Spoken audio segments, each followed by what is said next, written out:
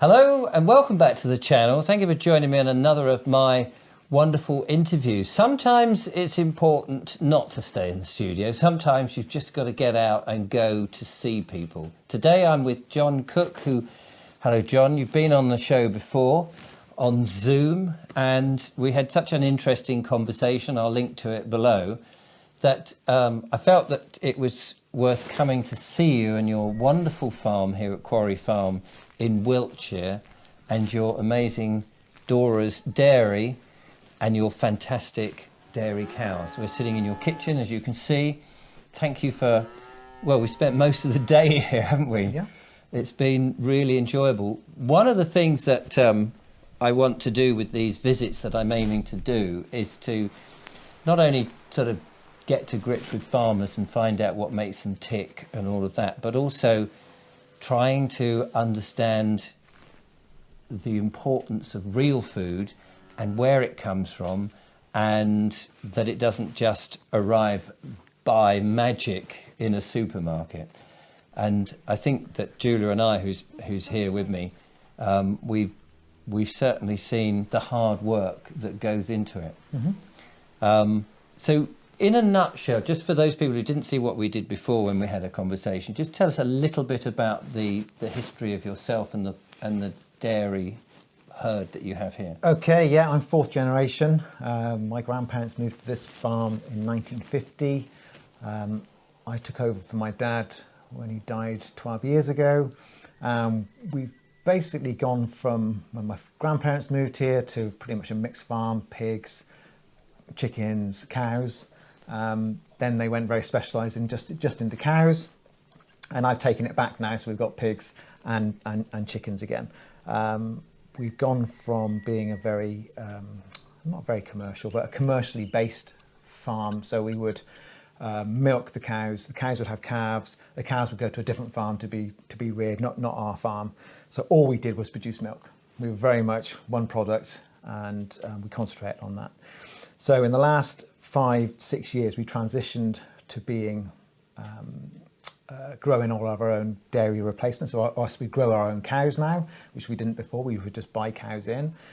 We also have pigs that drink the excess milk, which makes beautiful pork. And we use the chickens as well to help keep everything. It's just a symbiotic relationship between everything. We're just trying to go back to making really good, highly nutritious food, as opposed to just mass-produced food. There's quite a difference in the quality. So my cows only eat grass. They don't have any cereals or any waste products. They only get milk once a day. I keep the cows and calves together as long as I can. That can vary up to a year in some cases, which is commercial suicide because they drink all the milk.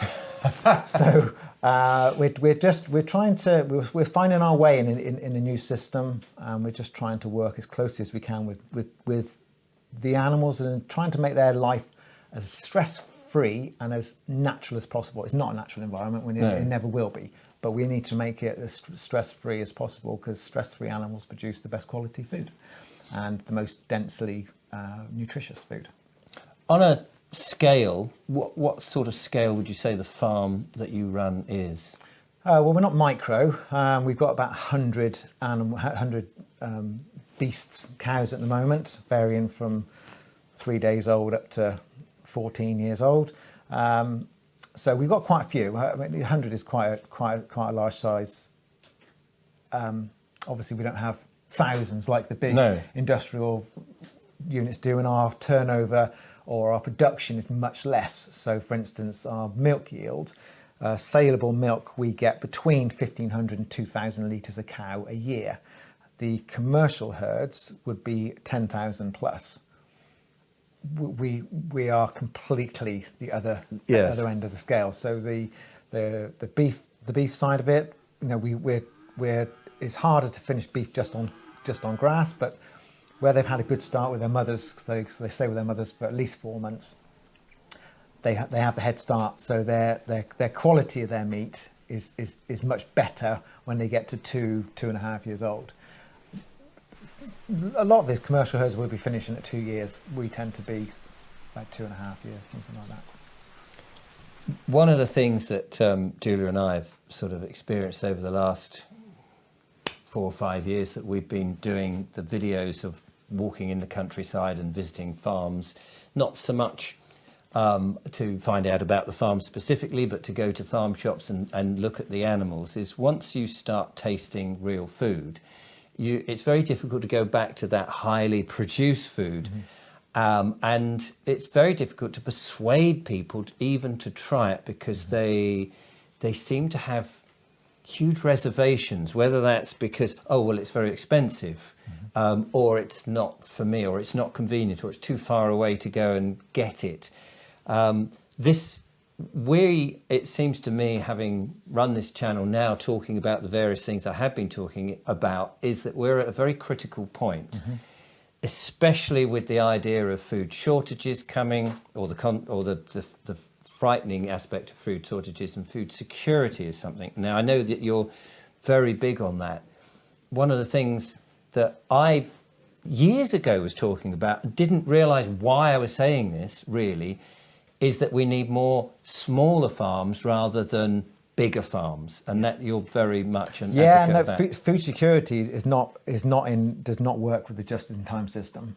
Centralised food systems are great whilst they work.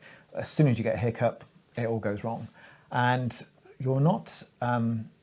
Your food security is reliant on somebody else all the time. So the supermarkets, they do a great job. You go in and you get this smorgasbord of colours and choice, and so they are providing. Yes. But when the lorries can't get there, they're not providing. Yes. Where do you go when you haven't got the options when the lorries aren't running? So we spoke earlier about a food event, and I remember having snowdrifts here that kept us off school for a week, 10 days. Some people can't survive more than a few days without going to a supermarket for food. Our grandparents would have had larders. We would have had, there's a big larder here. They would have had provision for 3 months. Being snowed in wasn't an issue for them. It's just, well, that's what happens, and yes. we deal with it, because they spent the summer canning and preserving and drying and smoking, and people don't do that anymore. They're so reliant on that just-in-time system, which is great whilst it works. But if we are talking about potentially disruptions to food systems, and potentially, we don't know quite what's going to happen politically, and what state we will be in if God forbid, we turn into martial law, which would happen really, really quickly. People won't have food. They literally won't have access to food, and that worries me greatly, because 50, 70 years ago, everybody would just go to their local farm and get their milk and their meat, because they all knew where their egg producer was and their beef producer, and the actual disruption would have been minimal.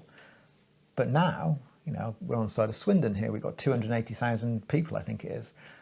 Where are they going to go for food? Yes, they know that this little farm out on the outskirts does a bit of milk, so we all want to go out there. Well, 280,000 people coming out here is a no-brainer. But I suppose if you take that further and you get into a panic situation, and people say, "Oh, you've got cows," and what have you, if they do you in to get to the food, and people are, and this is interesting because I wasn't expecting to go down this road, but if that's the case, people wouldn't know what to do. They wouldn't know how to milk a cow. No. They wouldn't know whether they could kill that cow and how to eat it, or how to butcher it and what to do with it. I mean, they would be so impotent with lack of knowledge that we certainly don't want that to happen, because we need people like you, and more people like you. We need a lot more. And we need to be much more responsible for our own food security. The only person that is responsible for your food security is you. Yes. If you don't have food in the cupboard, don't blame a supermarket for not having it on the shelves. That's your fault. Yes. If you haven't got provision for long enough as you might need it to be warranted, then it's nobody else's fault but your own. But one of the aspects, I suppose, that I find interesting and important is that the difference in the food. The supermarket food, the highly processed food without so much of the nutrients and the vitamins and the things that are good for us. I mean, food is its own medicine. It's what does keep... And if we didn't have all this other stuff that's not nutrient for us, like the highly processed, why would you put all these chemicals in? We wouldn't need to be going to the doctors all the time. Correct. We would have all of that. Now, I know in the past you're a bit of a carnivore, aren't you? Yeah. I'm probably more meat-based than carnivore. I have been carnivore, and my mum bought me some chocolates for Christmas, and I had chocolates, so I can't call myself I'm not hardcore. I'm not religious about it. I would typically I just eat meat and animal fat and animal protein. And now this is interesting because you've said to me over the course of the day how many people come along and say, "Oh, but your milk is fattening." That's it. Yeah. And why do they? What reason do they give for that? Well, everybody's had it instilled, haven't they? Low fat. Fat is going to clog your arteries. Fat is going to kill you. Fat is going to make you fat. And the complete opposite is the truth. Fat is what satiates you. So the fattier meat you have, the less you need. So the irony with the milk, I said to you earlier, we have, people come and say, "Oh, my wife's on a diet, so she drinks red top skimmed milk." The irony is, if you're a pig farmer and you want to get a pig fat, you feed it skim milk because the sugar content is higher. Right. It's a joke, actually. Yes. That people think they're getting healthier by eating less fat, but they're actually doing the complete opposite. Our bodies need fat to the good cholesterol to feed our brains. There's potentially a correlation between Alzheimer's and brain degeneration, what's the word? Degeneration. Because those joints in that brain isn't getting fed. Now, part of what I do, certainly with my milk, because I don't smash the fat globule up, so the homogenization, the goodness in that milk is taken into the lower intestines where it's digested properly, and it feeds the brain and it feeds the joints. So you don't tend to find very many carnivores that have joint issues or brain issues. And there's been lots of studies where you can actually reverse the symptoms of Alzheimer's and dementia by feeding a low carb, a zero carb diet. You'll get more function back. And it seems bizarre that we've got into a situation where we're vilifying the very thing that can actually make people, can heal people. And people come to me, the majority of people come to me for gut health. Gut health is the big one, and it's normally on the back of either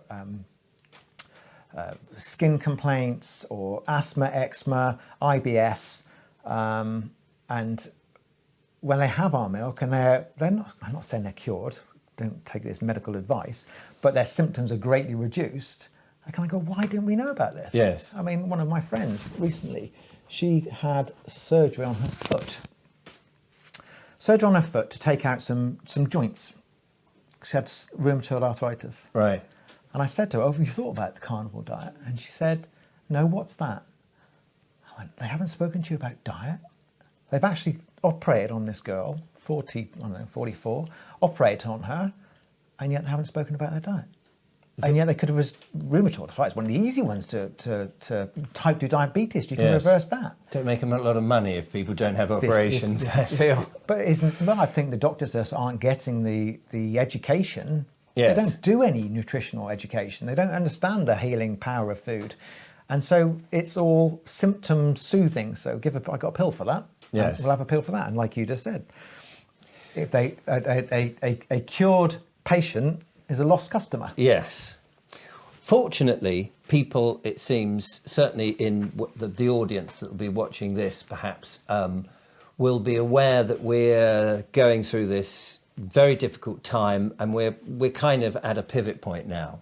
And we've just spoken about the fact that we need more farmers, and people are aware that they want to grow stuff, and communities are starting up to do all of that, which they may initially start with this sort of rose-tinted idea that you just throw seeds on the ground and it all pops up. And I'm not a farmer, so I can't say whether that's true or not, but I'm sure it's not as easy. How can we get to the point where we have more farmers like you, small farmers surrounding towns and villages again, in which real food is appreciated by the the community around it? Well, I'm sure there's not lots of mechanisms that can be used. I think there's very few farmers that can transition over to that, because historically we're commodity producers, and a lot of farmers don't have the skills to be able to sell direct to the customer. They're quite happy with one customer to come and pick it up and take it away. I think, from my point of view, it'll be more people like you realizing that good food has to be done, not necessarily on a small scale, but can be done on a small scale. And it will be you going, I want good food. I've got nothing local. I'm going to grow it myself. And then for somebody else, say, well, can I have a little bit? And then you naturally, organically grow this community of people, just like I have here. I mean, I've kind of done it back to front. I wish I'd have started with one cow, not 60, because the transition was quite painful from going from a commercial herd producing, I don't know what, 1,400 litres a day to a very small once a day milking pilot, single base, making 120, 140 litres a day. It's completely different. It's very difficult to transition backwards. Backwards, right. Much easier to go forward. So in the past, people had a pig, yep, or a cow. They share a cow with their neighbours. I mean, in the past, we did this. Now, if you want to do that, the legislation and the red tape, in order for people to do this, has been so swayed against us. Yep. The government must be interfering with what you do on a massive scale, and other farmers. How do we beat that? Interfering, or making it just very difficult. So yes, I'm very lucky. Sarah does all the paperwork. If she wasn't here, I probably wouldn't be doing what I do, and that's what turns a lot of people off. From my point of view, the food I produce and the food that you buy is our contract. Right. So nobody else should be involved. Nobody needs to be involved. And I think the more people get involved with where their food comes on, actually has maybe a real visceral, tangible link to it, so they can actually watch their animals grow or their crops grow in the ground and say and know that they're going to be part of that process of actually consuming that. I think that's where it'll change. That's when people will start realizing that they actually need to get more involved with it. I've actually completely forgotten what the question was because I've gone off on a tangent. But we need to have a way of connecting with, I think, certainly younger people. And it's not going to happen in the school system. It's going to have to happen in a different way. But whether or not the food scarcity, which I believe is coming, will then focus people's minds on, well, we can't go through that again. We never want to be hungry. We need to find our own source. And where is that source? There isn't a source. Right, we're going to do it ourselves. We're going to learn to do it ourselves. That's what I think. What was the question? I was talking about government interference. So that's where we say, like, if I kill any animal, it has to go to an abattoir and it has to be inspected. Now, there's nothing wrong with that. That's absolutely fine. But if it all comes back here, I'm responsible. I am responsible for that. I'd far rather kill it here. Yes. No stress. Or have a mobile abattoir that came here. Mobile abattoirs, they're working on, and they're very difficult, because then you can get into storage issues. But right. Yes, I mean, it's certainly in like New Zealand, and that's a very much a very regular occurrence. And I think maybe people need to buy into the system, not just buy the product, but actually buy the system. So, maybe buy a quarter of a cow, wait 2 years till it's grown, be part of the whole process. Yes. And then maybe there's a way of actually doing a home kill just for yourself, and then and consuming that food. I mean, at the moment it's not possible, but it should be possible. Yes. There's no reason why you shouldn't be able to buy a pig and kill it yourself and eat it. Well, I'm like, you can do that, but then as a buying group, let's say, right, that's community supported agriculture, if you like.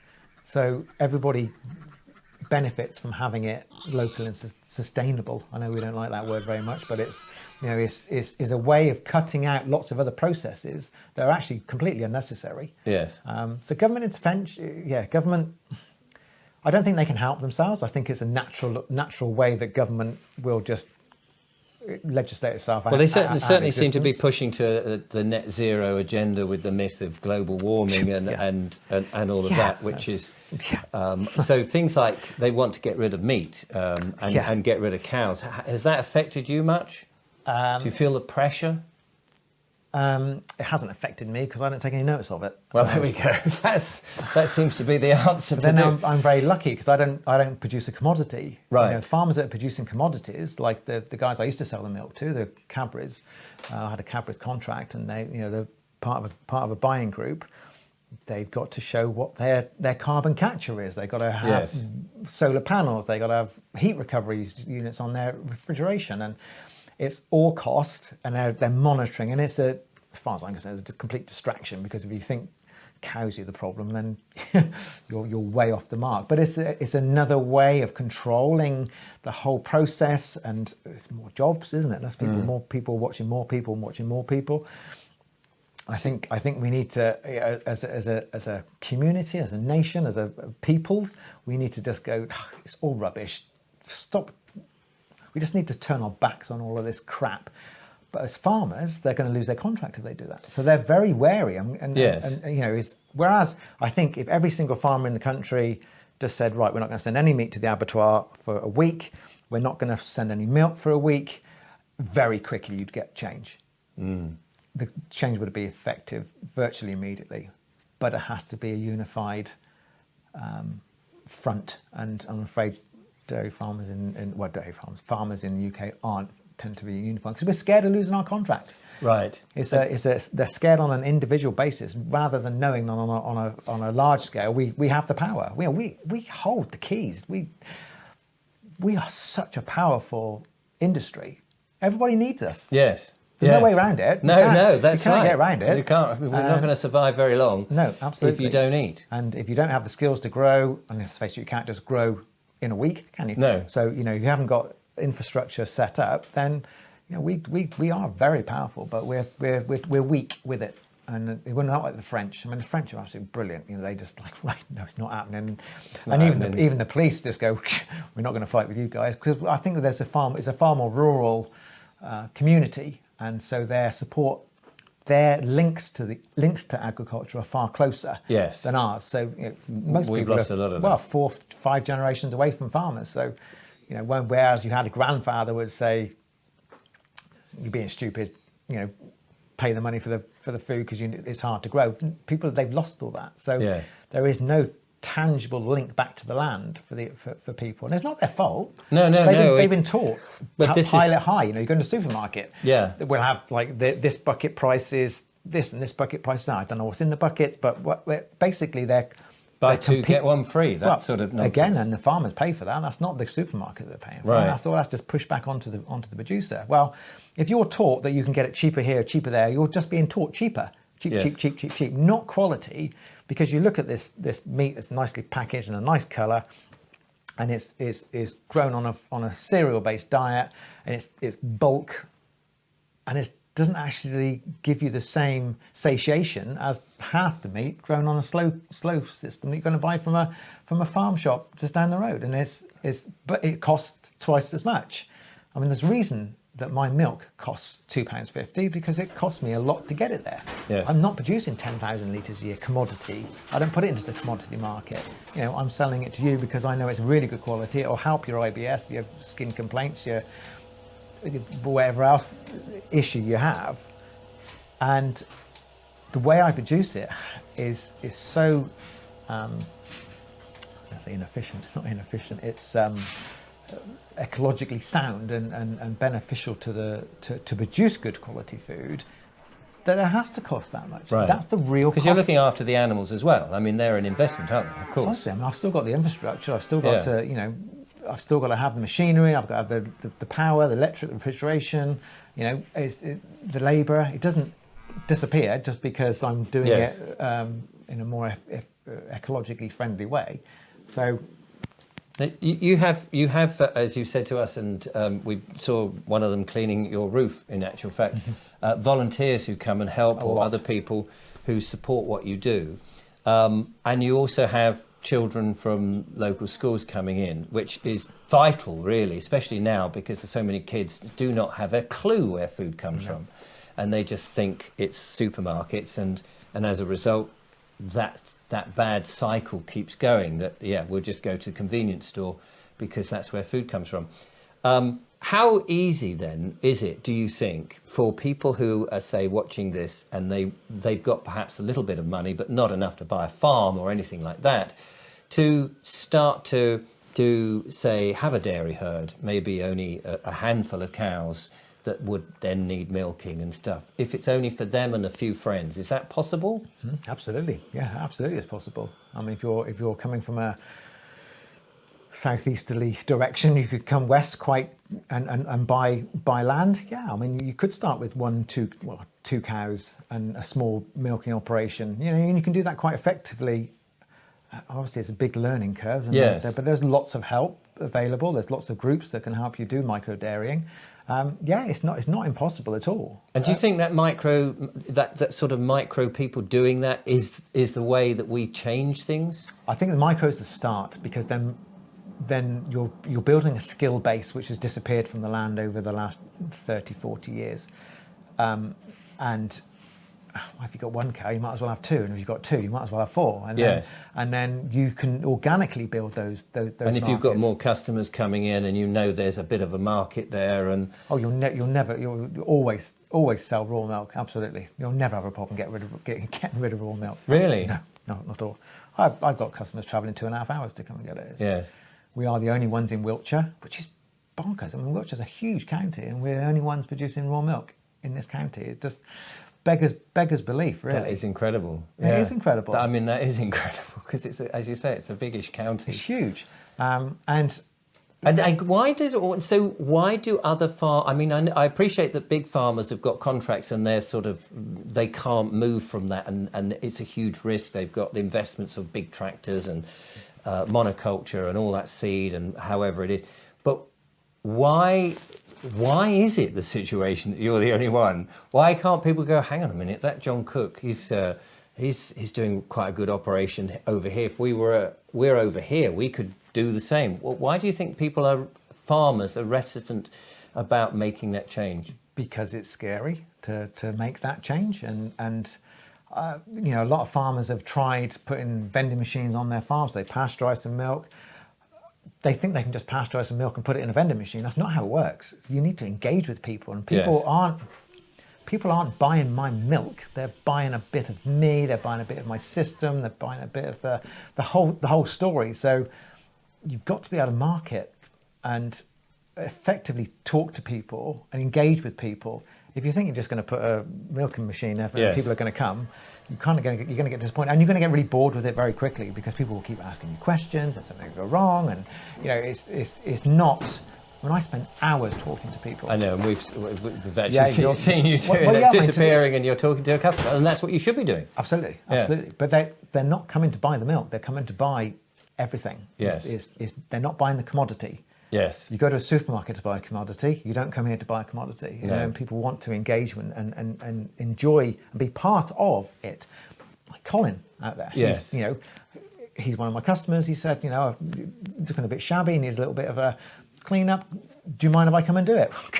Gosh, yeah, no. Absolutely. I've got Martin, another guy. He helps me. He loves digging trenches, and he's helping us make an ice cream van, and I have a whole numerous people that want to come and help and shovel shit, and which I'm happy that I mean, it's incredible, because if you have a large farm near there and you've got contractors coming in and they're doing stuff that half the time you can't talk to them, they're not around, they're in the middle of a field in their hermetically sealed tractors with headphones on, whereas you are very much on hand to be able to sort of help and talk and embrace that. And clearly that's where we should be with the smaller farms coming.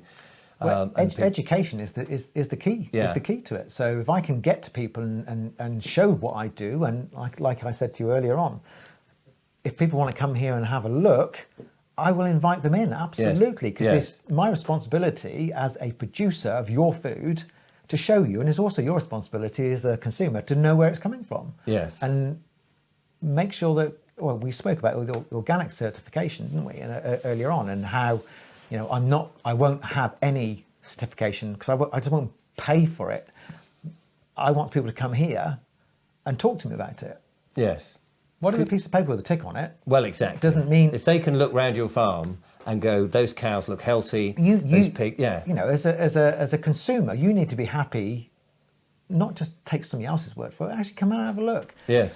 Spend some time with the animals that are producing your food, and then your appreciation of that food. So then the price doesn't become relevant in the same way it does as a commodity, because you're not buying the milk, you're buying the system, and knowing that the quality will make that much better. Well, ladies and gentlemen, we've had an amazing time at your farm. Glad. Thank you so much. It's just been a wonderful experience to watch you working away. It's always good to watch somebody else working, of course, milking and absorbing that passion that you have. Mm-hmm. And hopefully we've captured some of that for the audience to just start an inquiry into perhaps changing their diet, perhaps looking at real food, perhaps drinking some raw milk. We'll leave the links in the description, of course. And starting your own dairy. And start your own dairy. Fantastic. Be the change you want to see. That's it. And I think many people are coming up to the plate now. They're realising if we don't do something, nothing happens. Yeah. So, all the way from Wiltshire here at Dora's Dairy, thank you so much, Jon. Pleasure. It's been a pleasure showing you around. Wonderful stuff. And I'll be back. Yes, I'll be back in the studio for a few more bits and bobs, but we will be back on the road to some other places as well as soon as we can. In the meantime, thank you so much for watching. Take care. And from Jon and I, till next time, goodbye. Goodbye.